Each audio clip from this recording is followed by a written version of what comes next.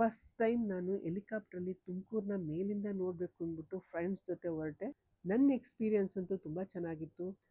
ಅಮಾನಿ ಕೆರೆ ಮೇಲೆ ಹಾಗೆಯೇ SSIT ಕಾಲೇಜ್ ಕಡೆಯಿಂದ ಹೊರಟು ರಿಂಗ್ ರೋಡು ಹಾಗೆ ಕ್ಯಾತ್ಸಂದ್ರ ಮೈದಾಳದ ಕೆರೆ ನೋಡಿಕೊಂಡು ಹಾಗೆ ಬಸ್ತಿ ಬಸ್ಟನ್ನು ಒಂದು ರೌಂಡ್ ಸುತ್ತಕೊಂಡು ತುಮಕೂರಿಗೆ ಸೀದಾ ಹೊರಡ್ತು.